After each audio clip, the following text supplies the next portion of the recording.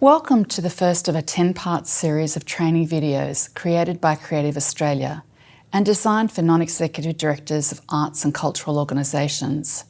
The purpose of the series is to assist directors to understand their fiduciary responsibilities with respect to financial management and reporting, and to assist directors to strengthen their skills in reading and interpreting the financial information they receive. The information and advice in this series is general in nature and is targeted at for-purpose arts organisations which are registered with the Australian Charities and Not-for-Profits Commission, the ACNC.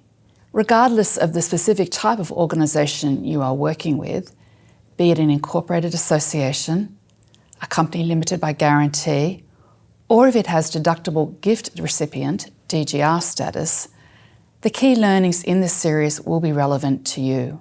We recommend that the videos are viewed in the order we've presented them in. In particular, it is important that you have viewed videos 3, 4 and 5 before you view video 6. Should you have specific questions regarding the unique circumstances of your organisation, you are encouraged to seek further advice. This first part is an introduction to the series and will discuss the role of the board in the financial management of the organisation.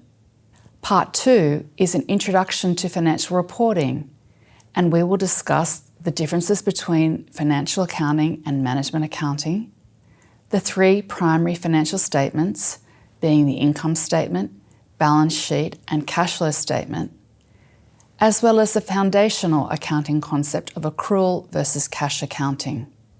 Parts 3, 4 and 5 focus on the income statement, balance sheet and cash flow statement respectively.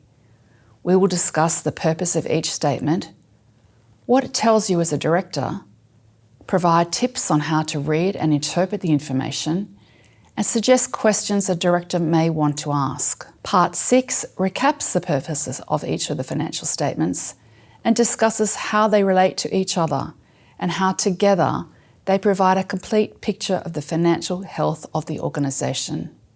It covers questions a director may want to ask about the overall financial position and provides some helpful financial ratios and benchmarks. Part 7 focuses on internal financial reporting to the board and what information the board should expect to receive from management and when. It also discusses the budget setting process and considerations a director may have when reviewing the budget. Part 8 will review the mandatory external financial reporting obligations the organisation has, including the preparation and lodgement of the financial reports with the ACNC, and the critical role the directors have in approving these reports. It also explains what is an external audit and the types of audit opinions that may be provided.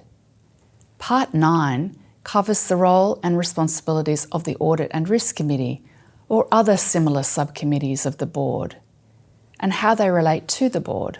It also discusses the board's role in ensuring the organisation has an effective system for managing risks and an adequate and effective system of internal controls. The final part in this series, Part 10, addresses the critical issue of insolvency. Insolvency is where the organisation is unable to pay its obligations as and when they fall due. This part will discuss the duty of directors regarding insolvency, the potential consequences for directors of trading while insolvent, the key warning signs, and suggestions as to when to seek professional advice. As an introduction to this series, it is important to clarify the complementary roles of the board versus management regarding financial management. In short, the board of directors is responsible for governance and oversight, while management is responsible for financial operations and execution.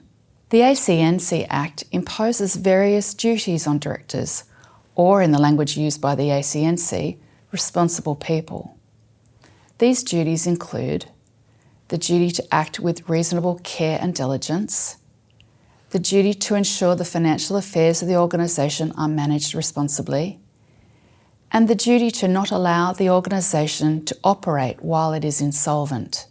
In practice, these duties require the directors to do the following things: to review and approve the financial statements that are lodged annually with the ACNC. To understand the financial reports, be financially literate and able to read and interpret the information. Directors should ask informed questions of management and challenge the assumptions management have made when preparing the reports. Directors must ensure the organisation complies with all applicable laws and regulations, such as the ACNC Act, Australian accounting standards and funding agreements. Directors must also monitor the financial health and solvency of the organisation through regular reviews of budgets, financial reports and forecasts. Directors are also responsible for the appointment of the external auditors where required and ensuring that the auditor is independent. The overriding responsibility of the directors is to establish a culture within the organisation of transparency, accountability and compliance. They should set the tone from the top and consistently emphasise the importance of sound financial stewardship. They should create a culture where directors are encouraged to ask questions and to develop an open, constructive and no surprises relationship with the Chief Executive and the management team. Directors should set clear expectations of the management team regarding board reporting and ensure a culture whereby every strategic decision taken includes consideration of the financial implications.